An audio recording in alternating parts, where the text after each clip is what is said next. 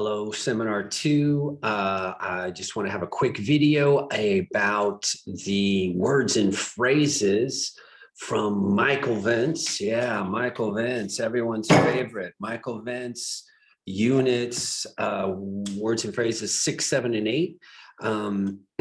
And just kind of go over the lecture notes that are up on the Moodle with you, because I do want you to focus on, for your credit test, learning the vocabulary from those units that I think is actually useful, that you would be able to use in your everyday life, everyday conversation, whether that be professional or personal in the English language. So let's just go through some of those. I'm not going to give you a lot of examples, but I just kind of want to guide you through it a little bit and hopefully help you focus on the right stuff so you'll be ready to go for your credit test that's coming up. So let's just get cracking on this, and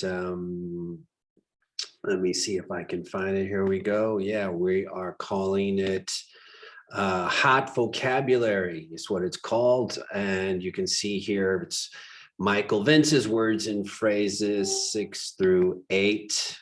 And again, these are at the back of the book, or if you have the PDF, whatever version you have, the phrases and exercises are more or less the same. And I just, so we're going to go through some of those. And in most of these Michael Vince units on vocabulary, start out in each unit. The units aren't that long or big, but focus on the phrasal verbs or the idiomatic phrases. Like, for example, here we have phrasal verbs with set.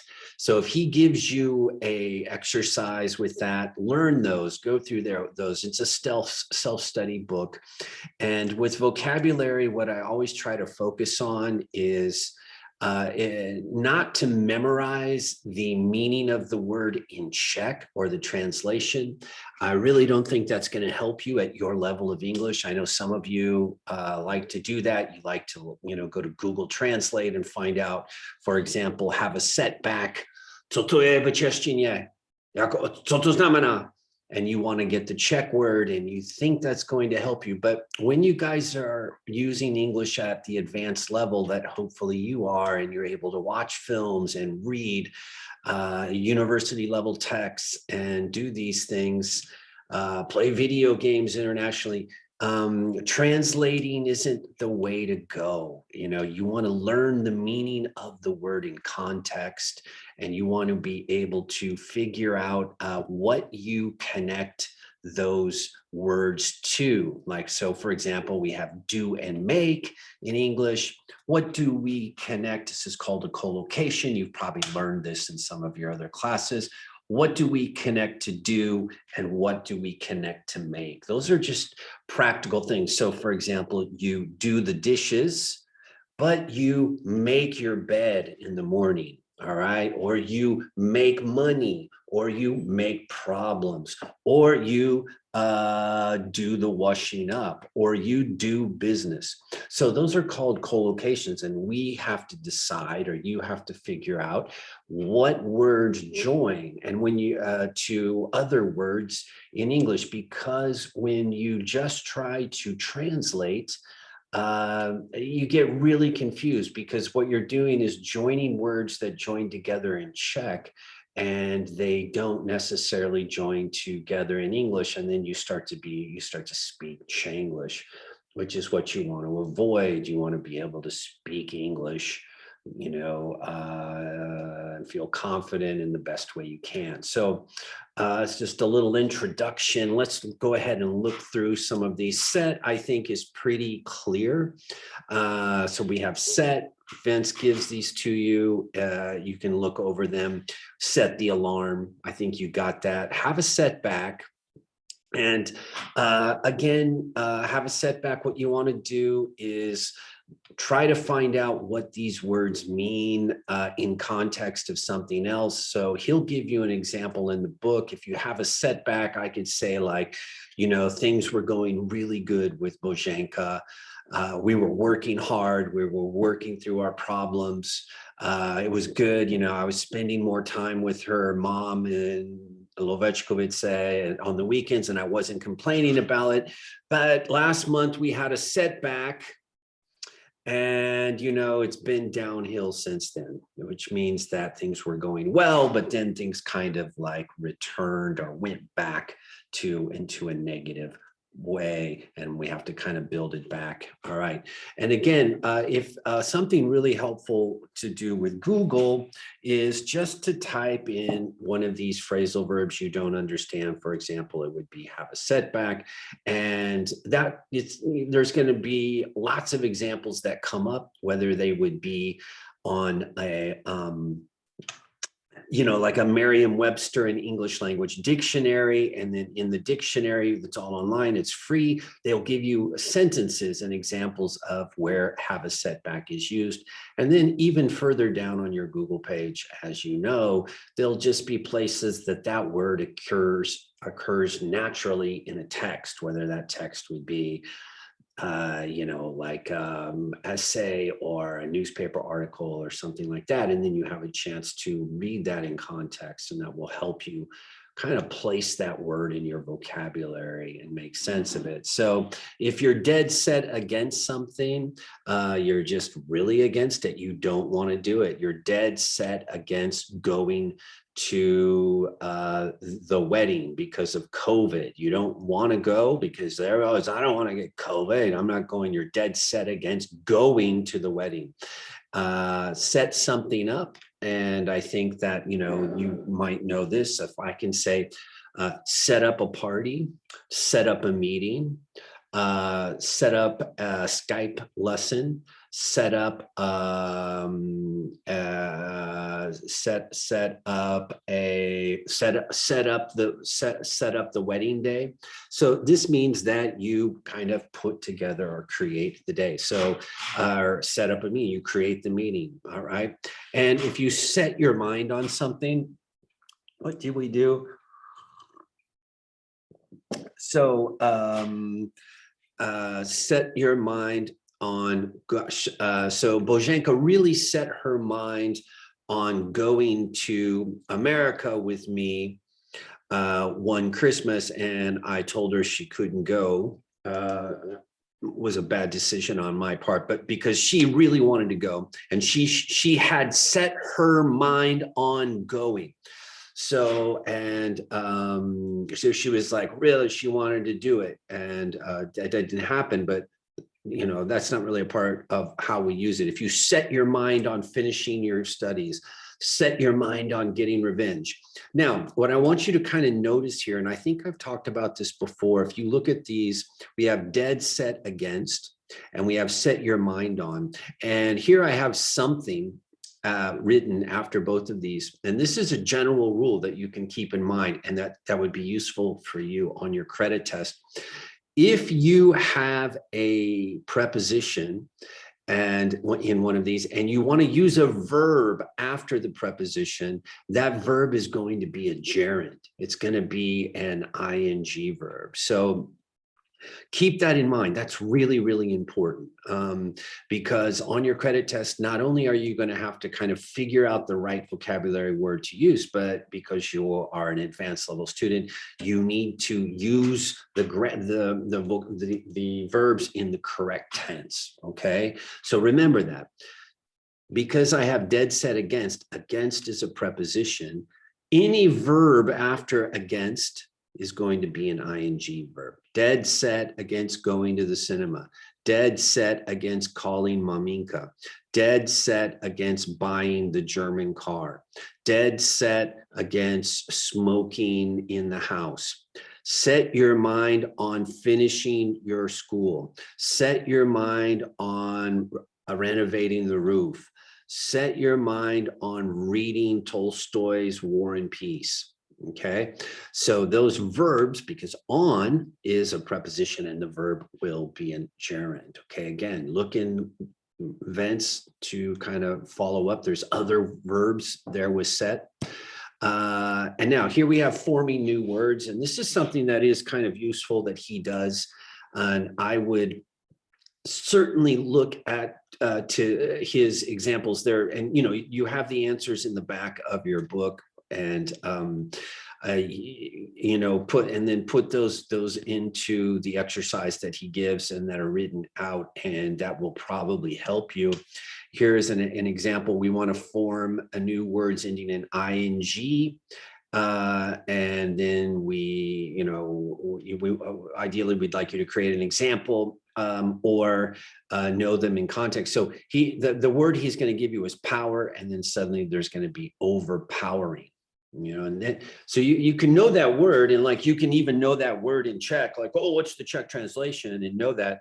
But what you really want to do is know what other words you could connect that to in English. And so here it's like, I had an overpowering feeling. And so simple. And again, find these in the book. There's more words in that little like exercise that he has.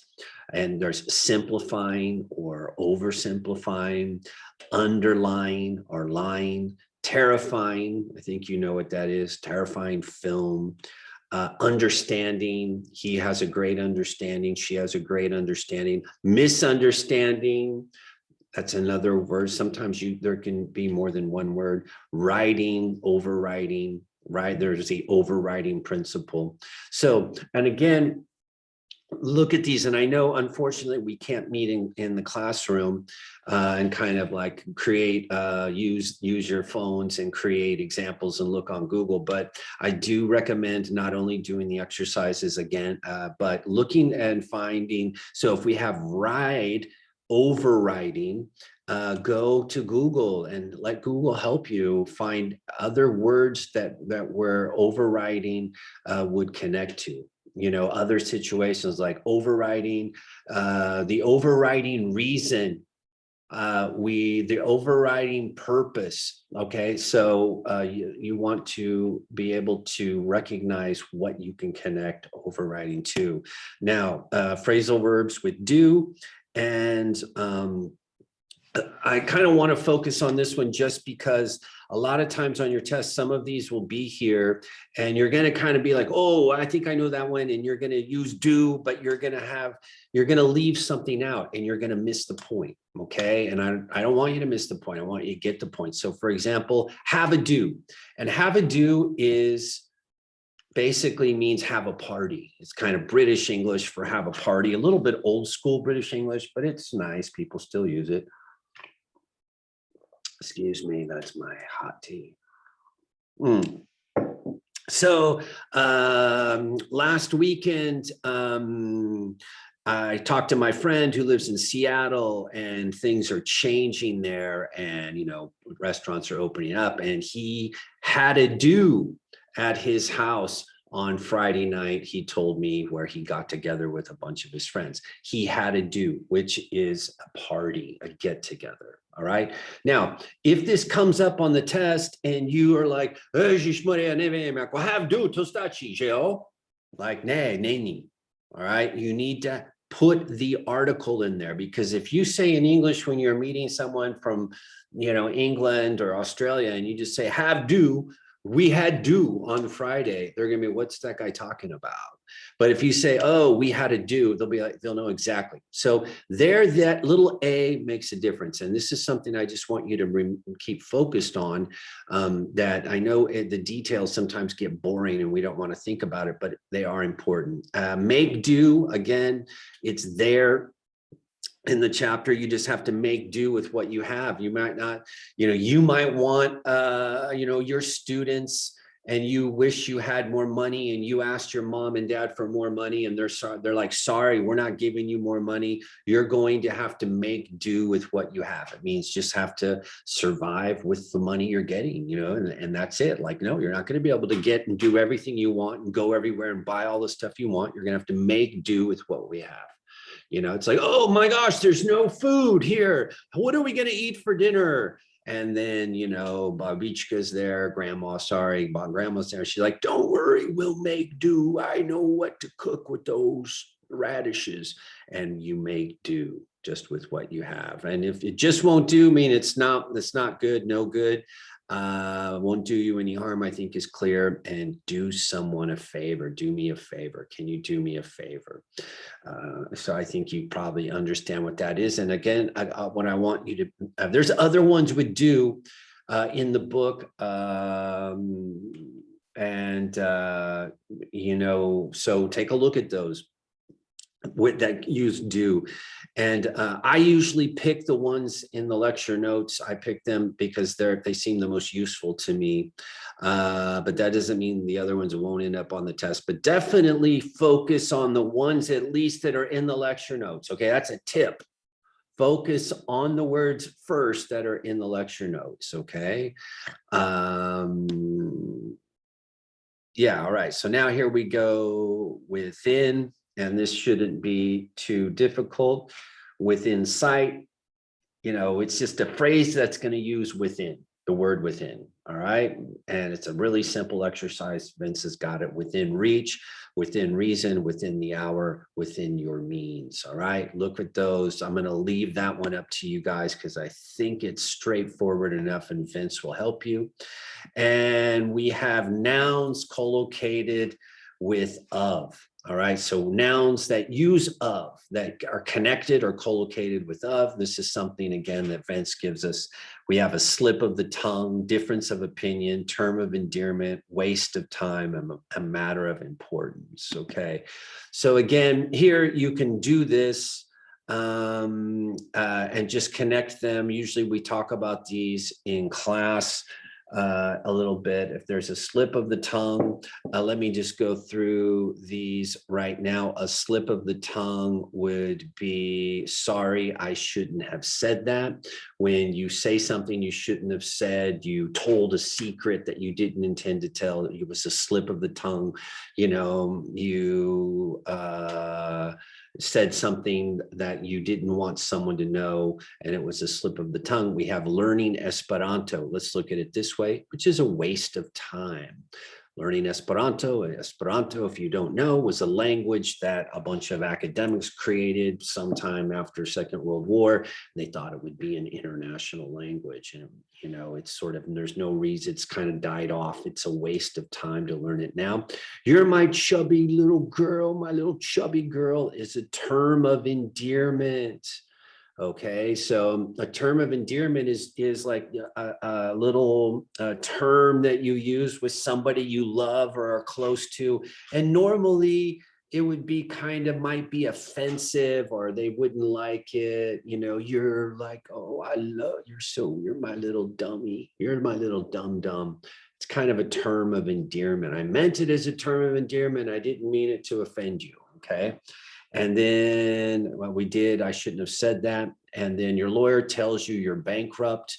That is a matter of importance. And we just don't agree on that as a difference of opinion. That's all pretty clear. So again, look at those events. And now these are adjectives that are all connected to size. You know, big, well, yeah, well, you guys know your English is good, you know, like large, huge, small, short, all that kind of stuff. Now there's many other more detailed adjectives, and as your English improves, those will kind of creep into your vocabulary, and as you watch movies and read more, you'll get some of those. So but you can't always connect it to the same noun. These are adjectives that obviously are connected to a noun. They describe a noun. So you can say, like, you know, big house, large house, grand house, and all of these things. But there's sometimes that you can say, like, you know, where you would use large, but you wouldn't be able to use big. All right. I'm trying to think of an example, and one that doesn't pop to my head.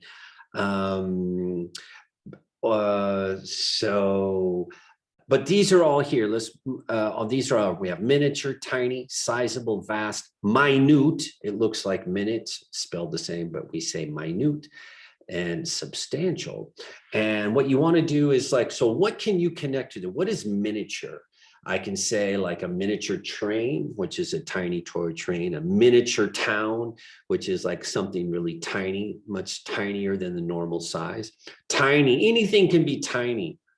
I have a tiny little secret, you know, like there's, oh, look at the little kitten. It's so tiny and cute. You know, it's just extremely small. Sizable. All right. So a sizable income, a sizable amount of something, sizable property, vast, vast, you know, there's a vast, they have, the family owns vast fields, um, you know, vast resources. They have vast resources, means a lot, you know, and then minute is like minute detail. Again, I really recommend with these looking at Google, because there's going to be a list. I mean, I know you're thinking like, yeah, I don't want to waste any time doing that, you know, but there's going to be a list on Google once you figure that out, that's going to just have like 10 things that are miniature, 5 things that are miniature, and a bunch of things that are tiny or sizable, and what you connect them to. And that's really like, I know I'm repeating myself, but that's a great way to really kind of start to really use these words and understand them. It's like, what nouns can they connect to? So phrases with bring, which again, these are, you know, like I said, focus on these phrases in the units that from this semester, 6, 7, 8, 9, and 10. We have bring the house down, bring someone into the world, bring someone to their knees, bring it all back, and bring something about. I'll give you a quick example of each one. I went to her, back before COVID, I went to see La Boheme at Národní Divadlo, and the aria that opens the second act, or the third act rather, just brought the house down. Like, people, when that was over, literally clapped and like not screamed, but they just brought the house down. It was just, the audience was, you know, just clapping and bravo and all of that. Okay, so the aria brought the house down. Bring someone into the world, very easy. Your mother brought you into the world, you know, and that's basically it is. You can bring ideas into the world, like, you know, he brought the idea of Steve Jobs brought the idea of the smartphone into the world. You can kind of use it metaphorically, but generally it's like, women bring children into the world. We haven't really figured, that's just how it is. So like, women bring children into the world. They have to pass through the transom of their mother's body into the world, and the women do that. They bring them into the world. Bring someone to your knees means you make them submit.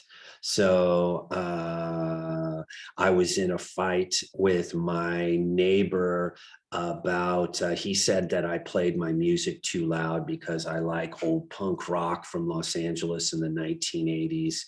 And he didn't want me to play it anymore. And the more he would tell me not to play it in the summer, I would play it louder and louder.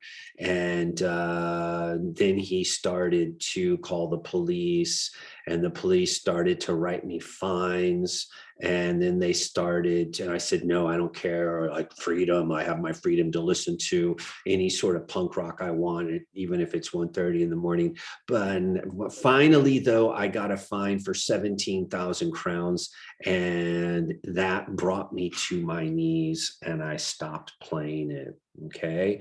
And if you bring something all back, you know, like, I hadn't seen Bozhenka in a long time, and I thought I was fine.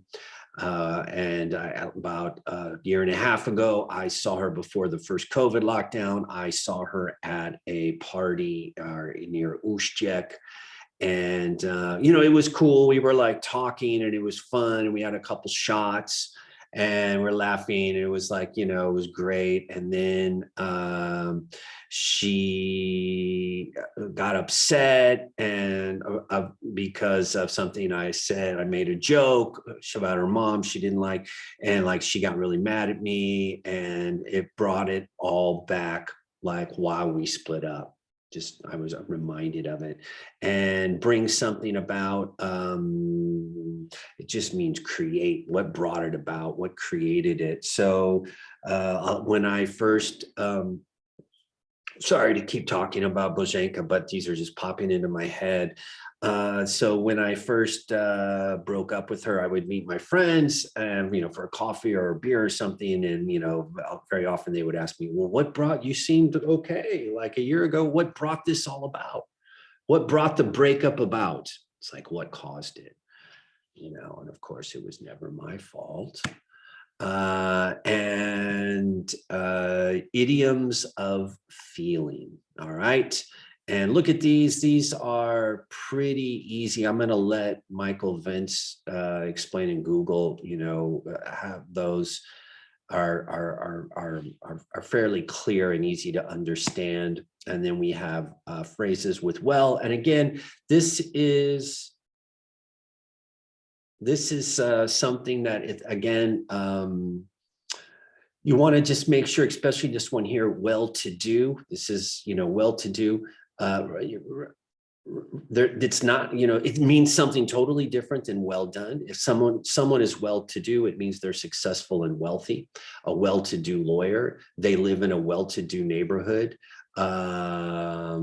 So well-groomed, if someone is well-groomed, it means that they're always dressed nice, their hair is combed, they don't have holes in their clothes, they're well-groomed. All right.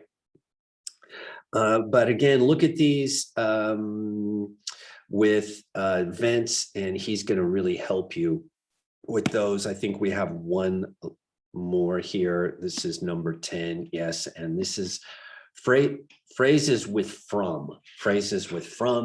And so we have from scratch, from memory, from today, from head to toe or head to foot, and from exhaustion.